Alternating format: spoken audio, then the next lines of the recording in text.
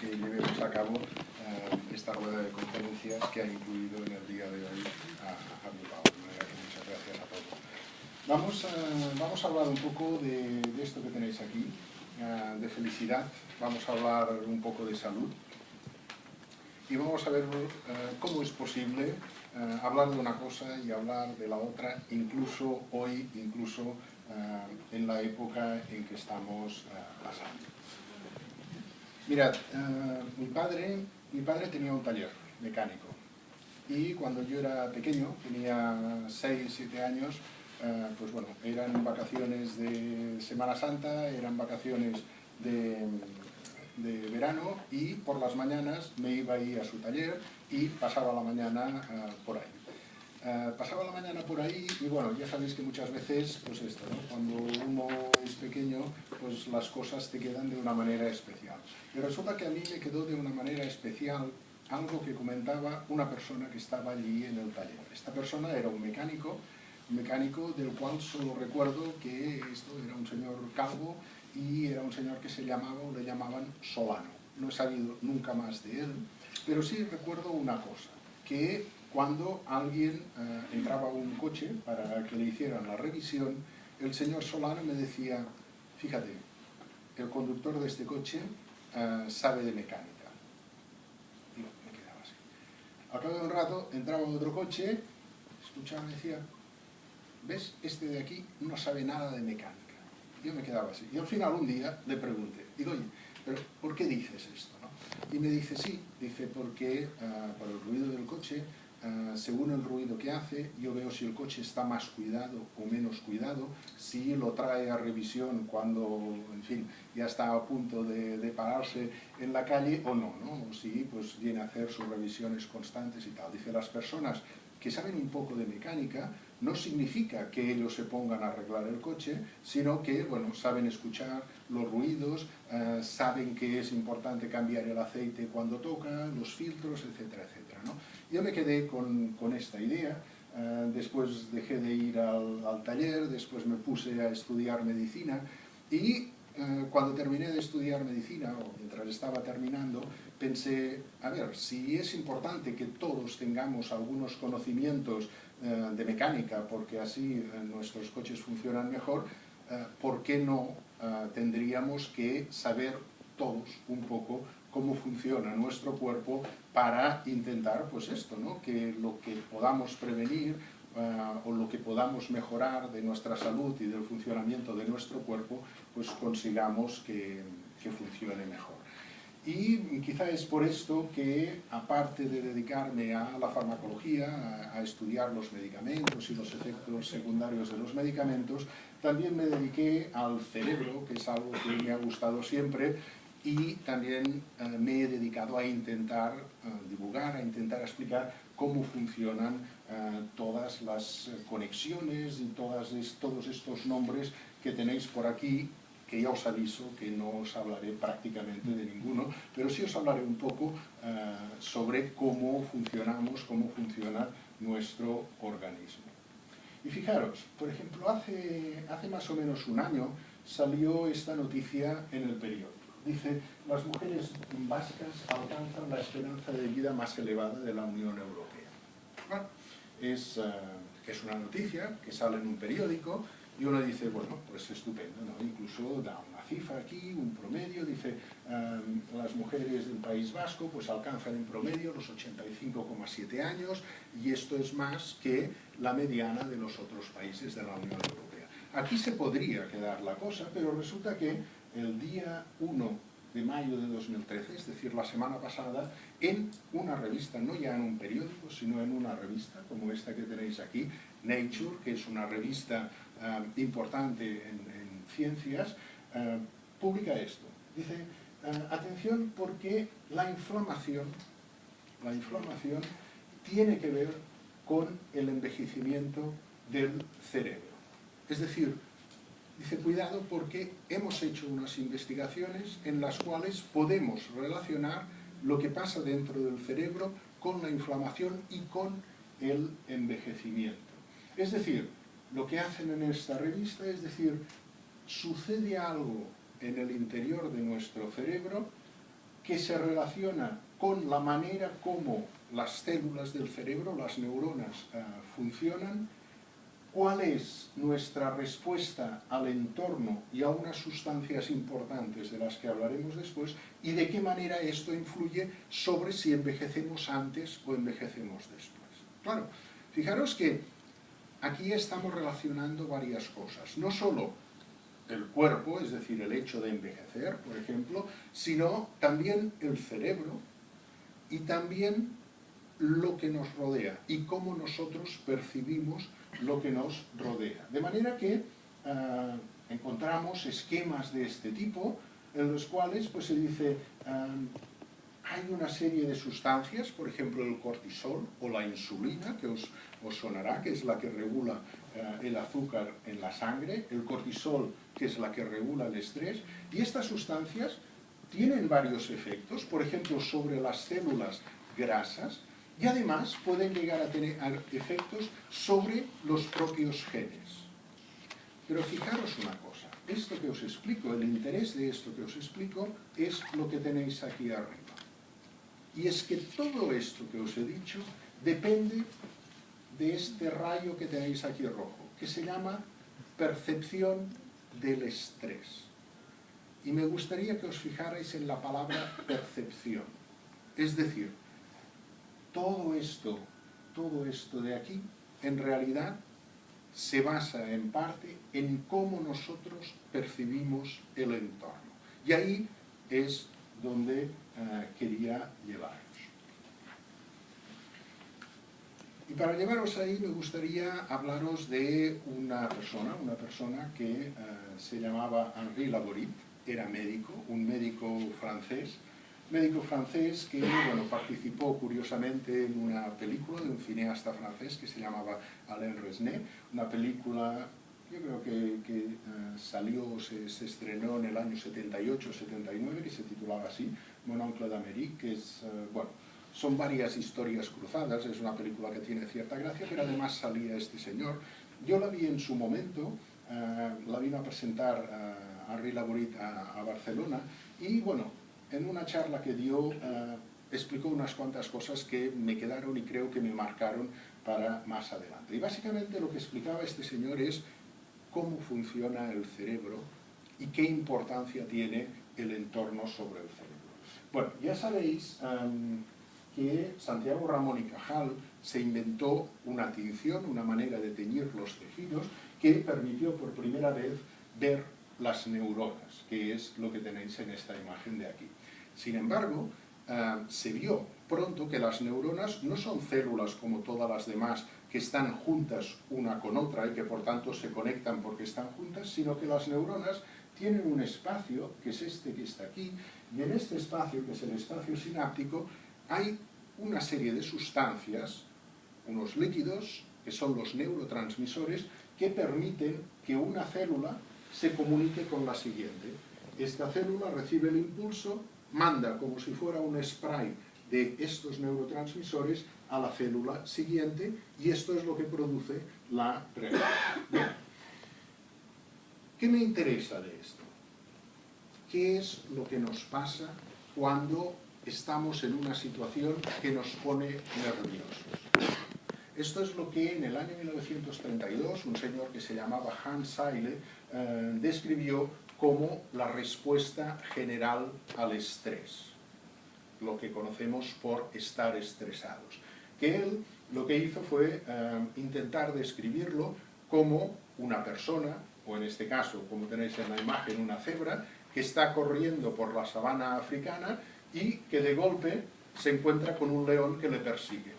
¿Qué pasa? Tenemos dos soluciones, o nos enfrentamos al león o salimos corriendo como está haciendo esta cebra. Pero para correr, ¿qué necesitamos? Que el organismo, es decir, el cerebro, nos prepare y nos prepare para huir. ¿Y para huir qué necesitamos? Bueno, necesitamos toda la fuerza de nuestros músculos para poder seguir adelante. Necesitamos también que haya oxígeno en nuestros pulmones para que el corazón funcione bien y el corazón reparta la sangre por todo el organismo para poder correr sin cansarnos. Necesitamos también que yo qué sé, si hay mucho polvo que estamos levantando nosotros mismos al correr, pues no seamos alérgicos a este polvo, porque imaginaros que estamos corriendo y nos entran estornudos porque el polvo nos hace estornudar. Quiere decir que nos tenemos que parar, tenemos que estornudar y el león que tenemos atrás nos agarra y nos deja hecho pedazos. Por tanto, mejor que el organismo se prepare y le diga a los pulmones: cuidado, no respondas al polvo, ya responderás después. Y luego imaginaros que vamos corriendo y nos torcemos el tobillo. Si nos torcemos el tobillo y nos tenemos que parar, pues el león se nos tira encima. Para evitar esto, ¿qué hace el cerebro? El cerebro lo que hace es segregar unas sustancias que son endorfinas, es decir, derivados de la morfina que tenemos en el cerebro, que tienen un efecto analgésico contra el dolor. De manera que estamos corriendo, todo el organismo dispara, pone todas sus fuerzas para favorecer la huida y, por tanto, huimos y nos salvamos. Esta es la respuesta general al estrés. Y aquí hay una sustancia que es el cortisol, que es la sustancia que favorece que esto pase. Muy bien. ¿Qué le sucede a la cebra? A la cebra lo que le sucede es que cuando se ha escapado, normalmente las cebras van en manada, a veces el león se come a una y por tanto las otras se salvan. Cuando el león está ocupado o se ha ido o se ha cansado, las cebras se quedan tranquilitas. Se quedan tranquilitas y esto significa que reposan y toda esta tormenta de neurotransmisores, de cortisol, el corazón que empezaba a latir, la tensión arterial que subía, todo esto se reequilibra, es decir, desaparece. Desaparece todo o se invierte el proceso de manera que el cortisol vuelve a los niveles normales y nos quedamos tranquilos. Bien, ¿cuál es la diferencia entre la cebra o la persona que está corriendo delante del león y nosotros en nuestra sociedad? Básicamente la diferencia es que en nuestra sociedad estos momentos de calma no existen. En nuestra sociedad no estamos frente a un estrés agudo, que es pues esto, ¿no? Queremos cruzar la vía del tren, vemos que viene el tren, corremos, cruzamos la vía y ya está, ¿no? En nuestra sociedad un poco lo que sucede es como si estuviéramos dentro del metro, dentro del túnel del metro. Vemos que viene el metro y no vale cruzar, porque estamos dentro del túnel. Lo que hay que hacer es correr y correr y correr. De manera que en un día normal lo que nos puede suceder es esto que tenéis aquí en esta imagen. Es decir, que en un día normal uno se levanta a las 8 de la mañana y se va a trabajar, y cuando se va a trabajar se encuentra tráfico y tiene prisa. Y esto hace que se le dispare el cortisol y toda esta respuesta al estrés. ¿Qué pasa? Que cuando está intentando recuperarse el organismo, resulta que entonces llega una llamada telefónica. Y esta llamada telefónica nos pone nerviosos porque es un cliente que no queríamos o es una persona que... Y luego no nos hemos recuperado de esto, que tenemos una reunión, que recibimos un correo electrónico, que nos han cancelado no sé qué cosa. Es decir, a diferencia de lo que ocurre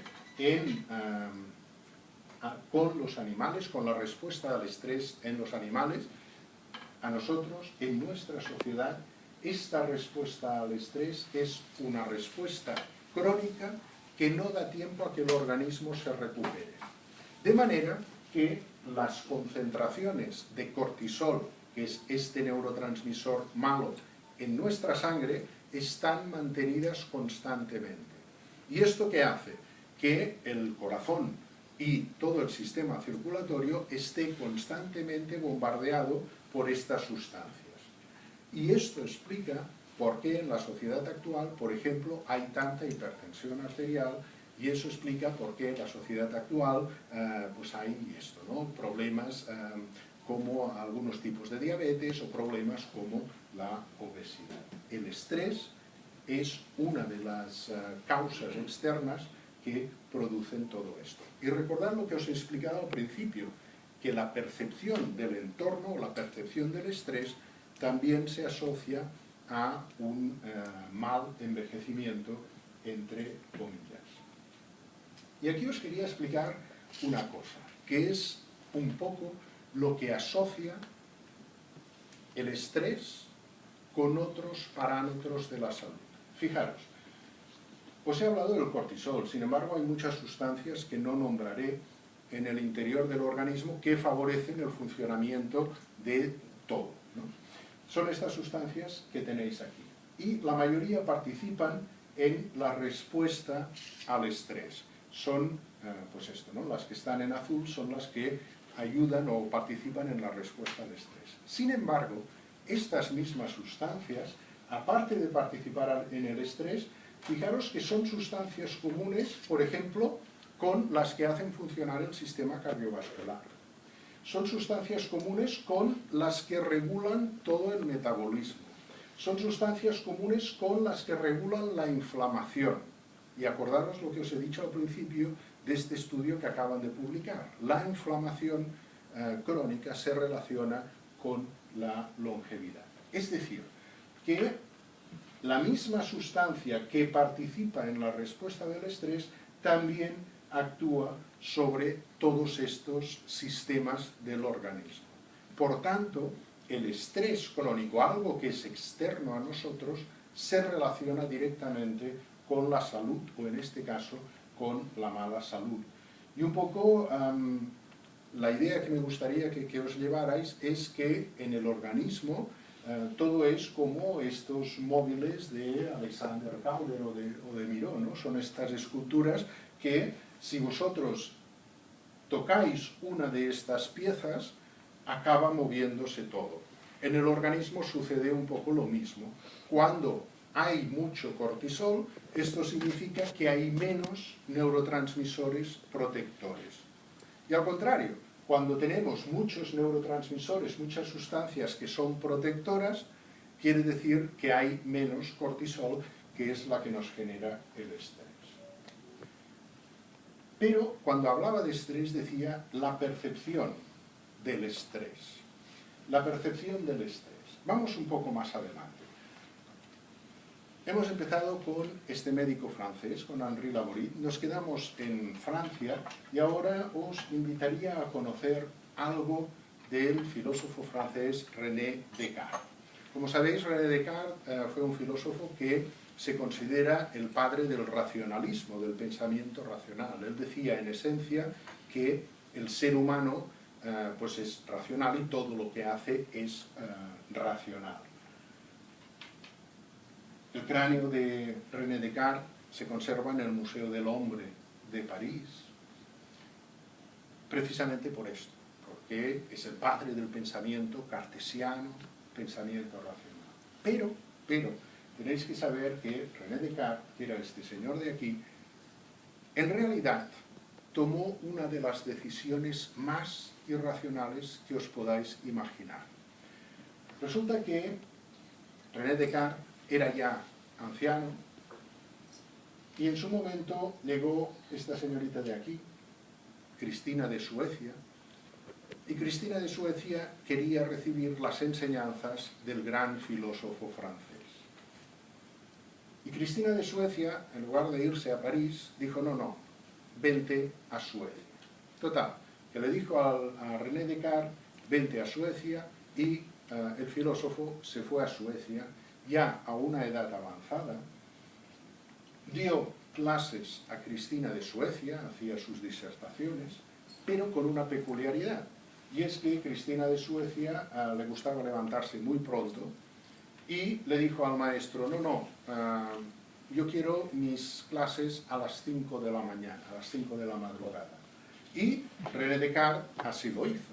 Pero claro, Suecia, y estamos hablando de hace unos 3 siglos, donde pues naturalmente no había ni calefacciones, ni aires acondicionados, ni nada de esto. Suecia era un país frío. René Descartes tenía ya una edad avanzada y cogió una pulmonía y murió poco tiempo después. Es decir, que el padre del racionalismo tomó una decisión en su vida que fue una decisión totalmente irracional. Y os explico esta historia porque en realidad,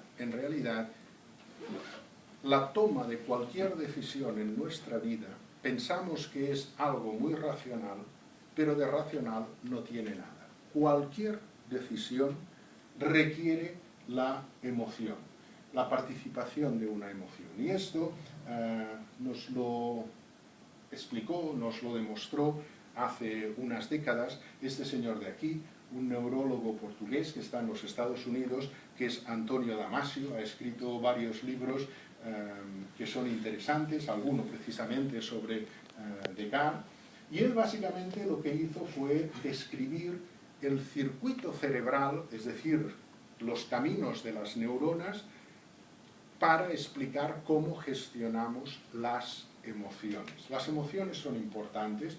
Hay unas zonas del cerebro, que son sobre todo la amígdala y el córtex prefrontal, que participan en las emociones. Y lo que sabemos ahora es que cualquier decisión, la que sea, requiere la emoción. Si no hay emoción, no podemos tomar decisiones. Hasta el punto que hay enfermos que tienen la zona esta de la amígdala lesionada y por tanto no sienten emociones y son incapaces de tomar ninguna decisión. Y es una cosa impresionante, es decir, personas que tienen esta lesión neurológica y les dices, oye, ¿qué quieres? ¿Qué helado quieres? No pueden decirte qué helado quieren, son incapaces, ¿no? Y quien dice esto, lógicamente, pues dice cualquier otra toma de decisiones. Por tanto, para tomar decisiones necesitamos la emoción. O mejor dicho, las emociones están por debajo de cualquier decisión que tomemos. Y fijaros que diariamente tomamos muchas decisiones y tenemos muchas emociones. Es decir, ¿cuántas personas no actúan para la aprobación de los otros, para recibir la aprobación de los demás? ¿Cuántas personas tienen miedo a una bronca, por ejemplo, y esto hace que dejen de actuar de una manera o que actúen de otra para evitar una bronca? ¿Cuántas personas buscan el aplauso de los demás y para buscar el aplauso esto les lleva a actuar irracionalmente, a hacer unas cosas y no otras? ¿Cuántas personas tienen una necesidad de seguridad muy importante y esta necesidad de seguridad les lleva a tomar unas decisiones o a dejar de hacer cosas por miedo a? Es decir, fijaros que las emociones se traducen en cómo nosotros tomamos las decisiones. Por tanto, recordad aquel esquema inicial en el que había el cerebro y aquel rayo rojo, cómo percibimos el estrés influye también sobre nuestro cerebro.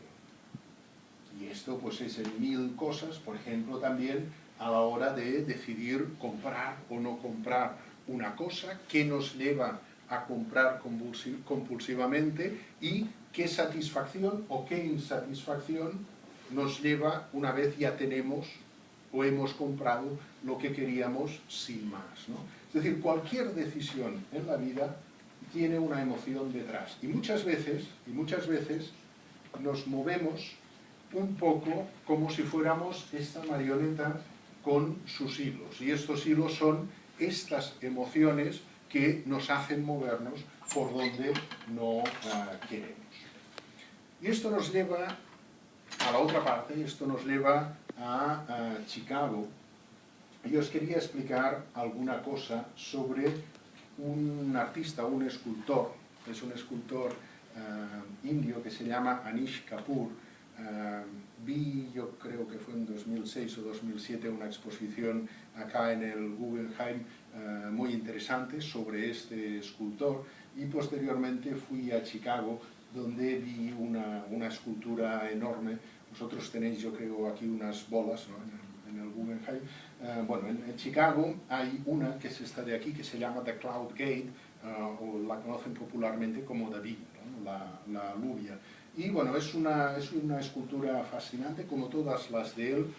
Hace unas formas geométricas redondeadas, enormes, y además súper pulidas, de un metal absolutamente pulido, de manera que es como un espejo lógicamente imperfecto, porque tiene la forma esta redondeada, pero pues esto, ¿no? Que da estas formas. Pues tú te pones delante, en este caso está en un paseo muy ancho, detrás hay toda una serie de edificios altos, de rascacielos, y bueno, pues se ven cosas de este tipo, ¿no? Y realmente es una escultura, un tipo de escultura que a mí me gusta mucho y es fascinante. Y tenía el hotel al lado de esta escultura y pasé por ahí bastante, y en un momento determinado tomé esta foto de aquí, ¿no? Y pensé, digo, imaginar qué pasaría si alguien va andando por aquí, por Chicago, ve esta imagen de aquí, es decir, esta imagen de este señor con la camiseta de color rojo, y mirando aquí describe cómo son los habitantes de Chicago. Alguien que no sepa nada podría decir: los habitantes de Chicago son unos seres con dos cabezas, con los brazos así como si fueran pájaros y sin patas, ¿no? Que es un poco lo del famoso mito de la caverna de Platón, ¿no? Que recordad que es esto, ¿no? Platón se imaginaba a alguien que estaba dentro de una caverna y solo veía las sombras del exterior que se proyectaban en la pared. Si esta persona había crecido siempre dentro de la caverna, se pensaría que el mundo exterior eran estas sombras, ¿no? Y os traigo esto de aquí porque en realidad nosotros vivimos un poco como estas personas que vemos a través de los reflejos. Me explico.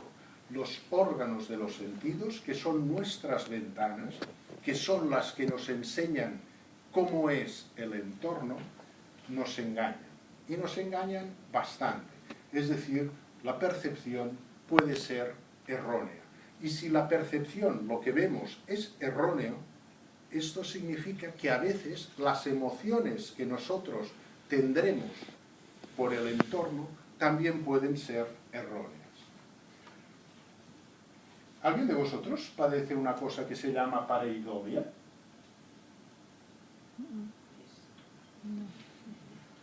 ¿Qué es? Más que...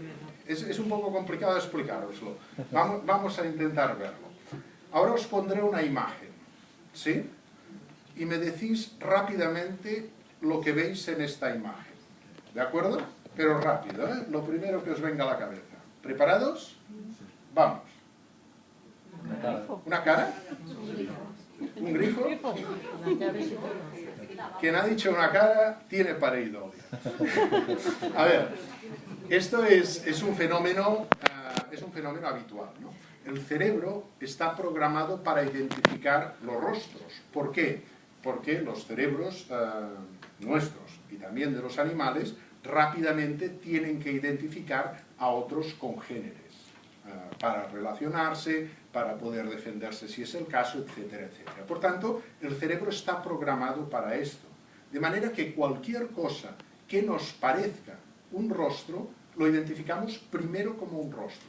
Después, de los ojos, pasa a la corteza frontal, que es la que piensa, y nos dice: espera, espera, ¿cómo que un rostro? Si esto parece un grifo, y además es un grifo que no funciona, ¿no? Pero la idea inicial es esta, es decir, que las primeras impresiones a veces nos engañan. Vamos a ver otro ejemplo de esto. Me decís qué veis, ¿sí? ¿Preparados? Bien. Vamos a ir.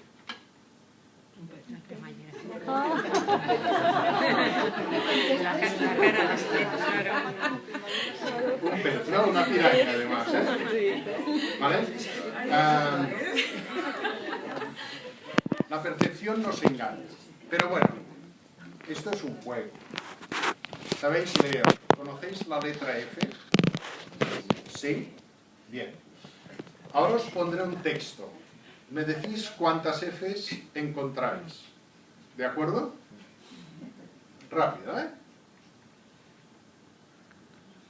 ¿Cuántas? ¿Dos? ¿Tres? ¿Cuatro? ¿Cinco? ¿Seis? Yo veo 2. Fijaros que ahora ya no son dibujitos, ¿no? Ahora estamos en un texto, en algo que leemos, interpretamos, y estábamos buscando Fs, y lo primero que vemos son las Fs que van al principio. Luego vemos las Fs que están en medio, pero las Fs finales nos cuestan más. Y en una primera lectura pasamos de ellas, ¿vale? Es decir, no se trata solo de, ay, me he confundido porque parecía que era una cara y no. No, no. Hay una cosa que es quizás más profunda. ¿Alguien se atreve? ¿Quién es Kiki? ¿Kiki es este o es este? El amarillo. El amarillo. El amarillo. ¿Alguien más dice que Kiki es el amarillo? Sí, sí. Lo que escribe es que es del primero. Si es Kiki, el primero tiene que ser. Esto ya me empieza a preocupar, porque fijaros que, o sea, bueno, me empieza a preocupar. En realidad un 95% de las personas a quienes se preguntan opinan que Kiki es esta figura, ¿no? Pero digo que me preocupa porque estáis atribuyendo un nombre o una palabra a una forma y a un color. O sea, imaginaros lo que estáis haciendo, ¿no? ¿Por qué Kiki tiene que ser este? ¿Y por qué Kiki no puede ser este? Porque lo he escrito. Porque está escrito, podría ser, pero también podría ser que este fuera Kiki. Fijaros, estamos ya atribuyendo el significado de una palabra o lo que nos suena de una palabra a una forma o a un color. Esto es cómo percibimos, o sea, percibimos así en la vida real, ¿eh? Y es importante esto, porque nosotros vemos el mundo, evaluamos el mundo y tomamos decisiones en función de la primera impresión. Y la primera impresión es lo que nos llega. Antes incluso de pensar está la respuesta esta espontánea. El último, ¿qué pasó aquí? ¿Qué veis? Una persona. Ha matado al gato. No, tanto como. Mató al gato. Aquí tenemos un gato. ¿Qué hay aquí? Un gato con diarrea. Vamos a ver qué pasa.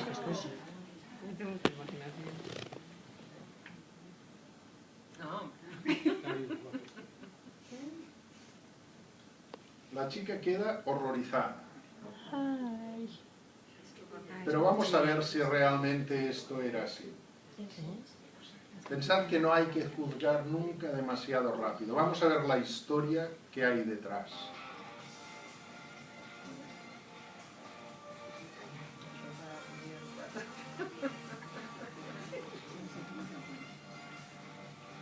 No venía a cenar a la Ay, mañana.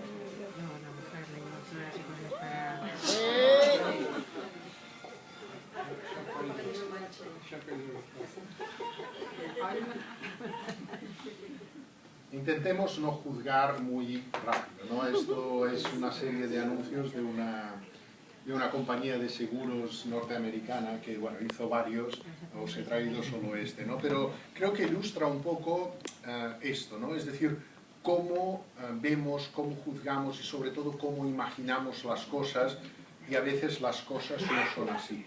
Y esto que os he traído aquí con ejemplos, pues bueno, más o menos divertidos o más o menos graciosos, pensad que lo hacemos constantemente a lo largo del día, a lo largo de la vida.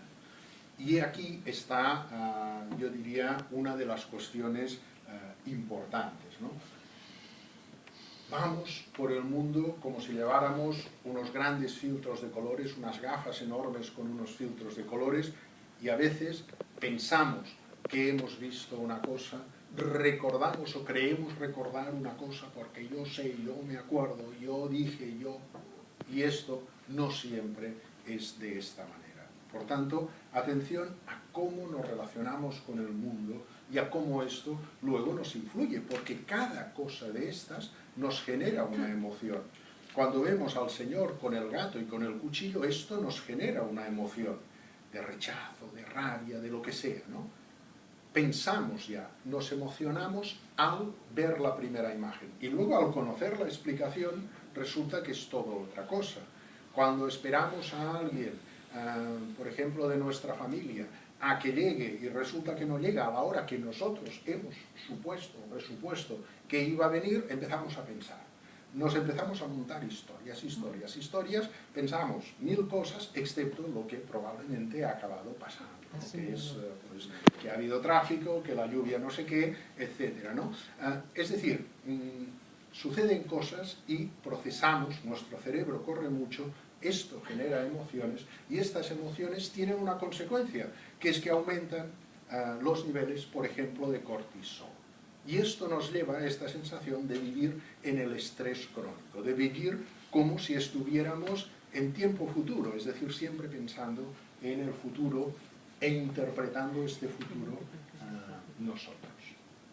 Bien, teniendo en cuenta esto, es decir, cómo funciona nuestro cerebro, cómo percibimos, cómo es el mundo actual, vamos a ver un poco qué dice actualmente la ciencia sobre el bienestar, sobre esto que llamamos felicidad.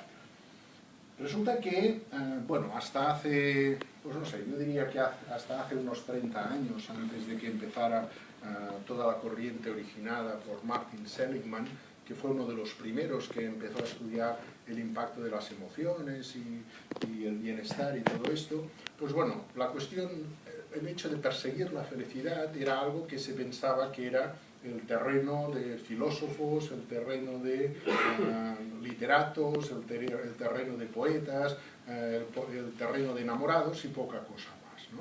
Pero desde desde el año 1979, la felicidad ha empezado a estudiarse seriamente en ciencia.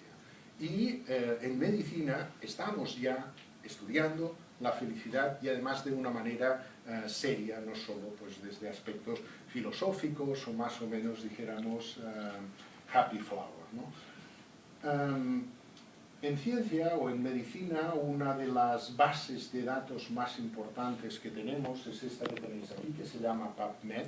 Es una base de datos de la biblioteca norteamericana, en la cual se recogen todos los artículos científicos bien diseñados, los artículos científicos bien hechos. Pues bien, si revisamos qué es lo que se ha publicado sobre felicidad y salud, resulta que te salen unos cuantos miles de artículos ya a día de hoy y os voy a explicar 2 o 3, no más, un poco para que veáis qué es lo que se está estudiando y cómo se está estudiando esta conexión entre el hecho de sentirse bien y el hecho de tener buena salud. Es decir, entre el hecho de sentirnos bien con lo que percibimos, con lo que pensamos y con el objetivo vital que tenemos y la salud.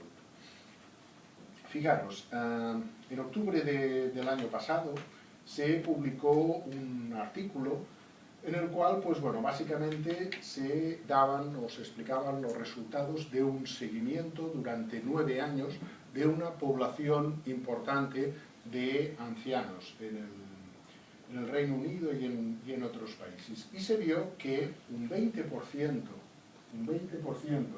de la población seguida a lo largo de estos 9 años había fallecido. Entonces los investigadores se preguntaron, bueno, vamos a ver un poco qué les pasa a estas personas o qué tipo de personas tenemos en toda esta muestra de aquí. Y resulta que separaron a las personas entre las que tienen más bienestar, que serían estas de aquí, y las que tienen menos bienestar, es decir, las personas que ellas mismas se dicen soy más infeliz. Y lo que vieron es que entre las personas que se sienten más felices, solo fallecieron un 10% en estos 9 años. Mientras que las personas que se dicen más infelices, un 29% fallecieron en estos 9 años. Este es un ejemplo de estudios en los que se controlan muchas cosas y se relacionan estas cosas con el bienestar, con cómo se sienten las personas y las consecuencias sobre la salud.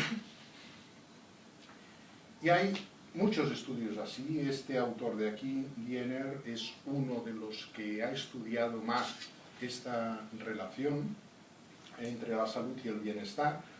Este artículo de aquí, por ejemplo, publicado en el año 2011 en esta revista, pues bueno, acaba concluyendo que los pacientes que se sienten bien, que se sienten más felices, son pacientes que, o son personas, mejor dicho, que tienden a tener una mayor longevidad.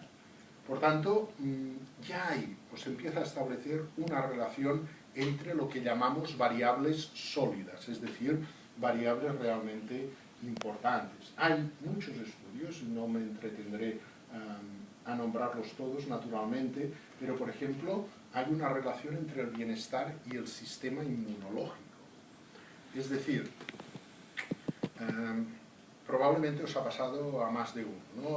Tenéis una semana muy mala, con mucho trabajo, con muchas cosas para hacer, y estáis, pues esto, ¿no? Llegáis a casa tardísimo o tenéis 1000 cosas en la cabeza para intentar solucionar todo lo que tenéis esta semana, que además es muy importante.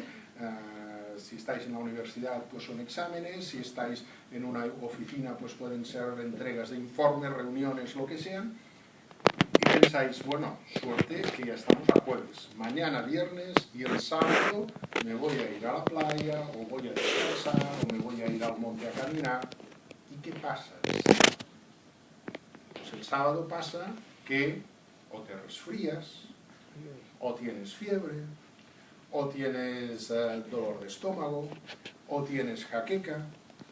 Es decir, que el sistema inmunitario ha estado respondiendo a vuestra situación de estrés aquella semana para poder dar al máximo, y en el momento en que se detiene todo, cuando el organismo se recupera, el sistema inmunológico entonces dice, ahora es la mía. Ahora ya no necesito estar cuidando de que no se resfríe, porque ahora ya ha terminado lo que tenía que terminar, ¿no? Por tanto, hay una relación importante entre el sistema inmunitario y cómo nos sentimos. Y en el aparato cardiovascular, y con este estudio terminaré, ¿no? Hay un estudio que es curioso, se publicó en el año 2009 en esta revista de aquí, Circulation, que es una de las revistas de cardiología más importantes que hay en el mundo, es una revista americana.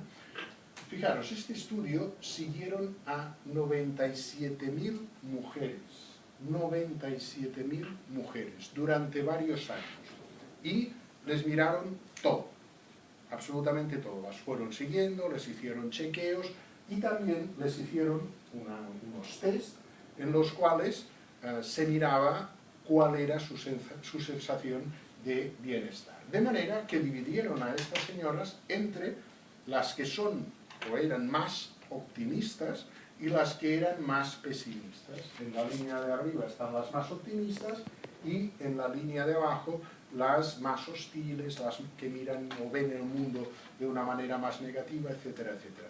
¿Y qué significan estos números? Os lo traduzco rápidamente. Las personas más optimistas, las mujeres más optimistas, tenían menos riesgo de padecer infarto de miocardio, tenían menos riesgo de morirse en relación con las otras por cualquier otra causa, aparte de las causas cardíacas. Y en cambio, las mujeres que puntuaban más en la escala de hostilidad, que son estas de aquí, tenían un riesgo ligeramente superior de desarrollar algún cáncer. Por ejemplo, es decir, la medicina está corroborando un poco la relación que hay entre cómo nos sentimos, por tanto, entre las emociones y cómo percibimos el mundo y la salud.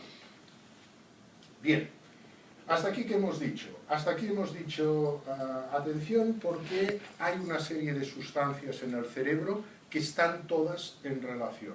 A veces estamos más en la parte de segregar cortisol, es decir, de acelerarlo todo y por tanto de desequilibrarlo. Esta secreción de sustancias se relaciona con la manera como percibimos el mundo. Y esta manera como percibimos el mundo no es tan racional como pensamos. ¿Por qué? Porque a veces llevamos como unas gafas delante y actuamos de esta manera, sin pensar. Y todo esto, es decir, estas emociones que nos generan, a veces emociones distorsionadas, que nos genera esta mala percepción, tiene unas conclusiones sobre nuestra salud. Por tanto, bueno, ¿qué podemos hacer? ¿Qué podemos hacer a partir de aquí? Y aquí está, o entramos en la última parte que os quería explicar, que es esto que he titulado vitamina F, por la felicidad y por nombrarlo de una manera. Es decir, igual como todos sabemos que si hacemos ejercicio, si cuidamos nuestro cuerpo y hacemos ejercicio, pues esto favorecerá que tengamos mejor salud cardiovascular, que tengamos una mejor movilidad, que tengamos un equilibrio mucho mejor, etcétera, etcétera. Por ejemplo, hay varios estudios que han salido recientemente sobre el impacto positivo de hacer tai chi, por ejemplo, en la prevención de demencias, o, por ejemplo, en la prevención de caídas en pacientes que tienen algunos problemas articulares, ¿no? Es decir, el ejercicio sabemos todos que es bueno para la salud. Pero ¿qué pasa? Hacer ejercicio a veces cuesta. Es decir, si nos dicen, ahí va, con esta lluvia que hay, ahora tengo que salir a caminar y además a caminar deprisa, igual nos da un poco de pereza. Y no digamos si tenemos que subir a la bicicleta e irnos a hacer nuestros 15 kilómetros en bicicleta cada día, o a correr, o lo que sea, o a ir al gimnasio, ¿no? A veces esto da pereza. Y para evitar esto, ¿qué? Tenemos que mentalizarnos y activamente decir, no, no, yo estoy convencido y yo quiero hacer ejercicio. Pues con la felicidad o con, dijéramos, la actitud positiva en la vida sucede un poco lo mismo. Es decir, hay que ser proactivos y tenemos que intentar, pues esto, ¿no? Dar la vuelta a las cosas, pero esto es una actitud que es, insisto, proactiva. No sé si recordáis esta imagen de aquí, salió en verano del año pasado, cuando las Olimpiadas de Londres. Es una imagen que, bueno, acostumbro a poner porque me parece bastante ilustrativa. Resulta que esta señorita, con esta cara que tenéis aquí, que es una cara de resignación, para decir alguna cosa, tenía esta cara estando en el podio. Estando en el podio. Es decir, logró algo importante y estaba con esta cara. ¿Por qué estaba con esta cara? Porque esta medalla no es la medalla de oro. Esta medalla es la medalla de plata. Y quería la medalla de oro. Entonces, claro, hacía esta cara, estaba en el podio, le acababa de suceder, por tanto, pues bueno, tiene su explicación. Pero viendo este rostro de aquí, podemos pensar, ¿qué tiene que hacer esta muchacha para poder ir a las Olimpiadas siguientes, que son las de Río, y ganar el oro? Tiene dos soluciones. Si la muchacha hace crónica esta expresión, es decir, sigue pensando que mal lo he hecho, soy un desastre, no lo he conseguido, esta persona seguro que o no irá a las Olimpiadas de Río, y si va a las Olimpiadas de Río, las perderá. Ahora bien, esta persona, después de este instante inicial en el que quedó chocada, pues puede pensar, no, no, si yo ahora tengo 4 años por delante, si vuelvo a intentarlo, si me entreno, si puedo superarlo y por tanto puede optar, puede tener posibilidades de ganar la medalla de oro. Pues os pongo este ejemplo porque, bueno, en la vida un poco sucede lo mismo, ¿no? Es decir, las situaciones, hay situaciones malas, hay situaciones muy malas, hay situaciones no tan malas y situaciones buenas, y un poco cómo nosotros reaccionemos ante esto, o de la manera como nosotros reaccionemos ante esto, depende pues que nos salgamos o no nos salgamos de este bache. Es decir, es importante mantener activo el cerebro, no parar el cuerpo, hacer ejercicio, intentar no cerrarnos ni aislarnos, es decir, expresar las emociones, comunicarnos con los demás, cuidarnos, en definitiva, un poco. Y luego, bueno, a partir de aquí cada uno encuentra sus maneras de ir por la vida, y no me gusta en absoluto dar recetas. A mí, por ejemplo, me gusta un juego, sobre todo cuando vengo a mares bravos como este de aquí o al Atlántico, ¿no? Que hay una cosa que me divierte mucho, que es esperar las olas de espalda. Te pones en la orilla y te esperas que vengan las olas, sin mirar, ¿no? Y bueno, y tener confianza, yo creo que es un símbolo de tener confianza con la vida y de saber que la vida es incertidumbre y bueno, de dejarse también llevar un poco. Esto yo creo que es importante. Muchas cosas nos pasan porque tenemos miedo a la incertidumbre, cuando la vida todo es incertidumbre. O sea, no hay nada que sea cierto en la vida, no sabemos lo que sucederá dentro de 3 segundos, por tanto, pues bueno, como no lo sabemos, preverlo en exceso a veces puede ser malo. Yo creo que es esencial ser curioso, mirar, escuchar, disfrutar del momento, aprovechar lo que está pasando, ¿no? Esta mañana, por ejemplo, hemos ido al edificio de Euskal Telebista para que me hiciera una entrevista para la radio y al salir íbamos con Saúl y con Nora y veo ahí unos cubos que tienen con unos hilos colgando y digo, ¿y para qué será esto, no? Entonces yo, dijéramos, hubiera ido ahí y hubiera tirado de aquellos hilos para ver qué pasaba con aquellos cubos, si tenía alguna relación o no, ¿no? Y alguien me ha dicho, no lo toques. Digo, bueno, no lo toco, ¿no? Pero quiero decir, hay que ser curioso, ¿no? Hay que ir por el mundo mirando un poco lo que tenemos, ¿no? Tenéis una ciudad que ahora está maravillosa, con 1000 edificios nuevos, con paseos, con jardines, con naturaleza, con el tiempo que cambia. Es decir, miremos, estemos en contacto con el entorno. Fijaros, hay una flor que se llama de esta manera, Amorphophallus titanum. Ya sabéis que los nombres latinos a veces tienen su lógica y otras veces no. En este caso resulta que es la flor más grande del mundo. Hay 2 flores muy grandes, una que es circular, que está en las selvas de Borneo, y luego hay esta que es vertical, que como veréis, pues bueno, tiene esta forma, por tanto de aquí viene lo de Amorphophallus, es decir, forma de falo, y titanum por la cosa de enorme. Bueno, es la flor más grande del mundo. Pero, ¿por qué os explico esto? Porque esta flor resulta que se está años y años creciendo, y ¿sabéis cuánto tiempo dura así abierta? Un día. Exactamente. De manera que en la vida sucede esto, es decir, a veces pasan cosas que si no estamos atentos a cuándo suceden, ya han pasado.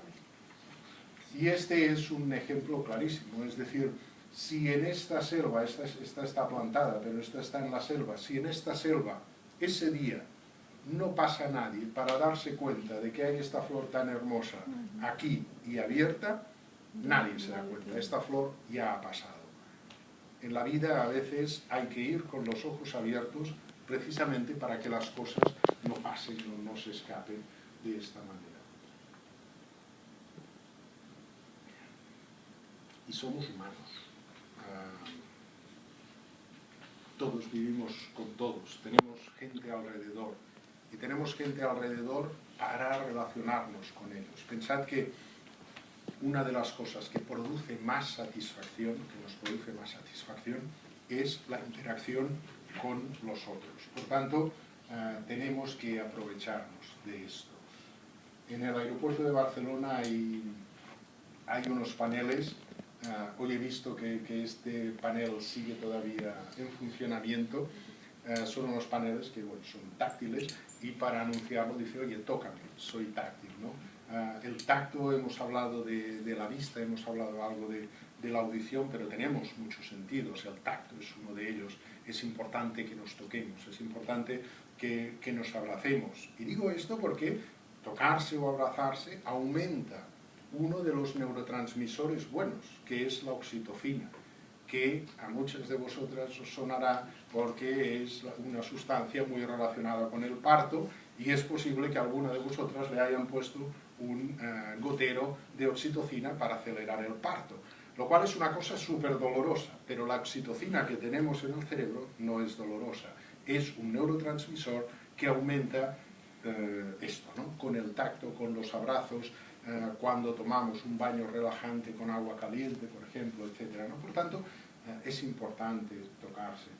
Y quería acabar con esto de aquí, con un cuento corto, anónimo, pero que me gusta mucho, me parece muy ilustrativo. Dice: una mañana los habitantes de un pueblo se levantaron con azúcar en los labios, pero solo se dieron cuenta aquellos que al despertarse se besaron.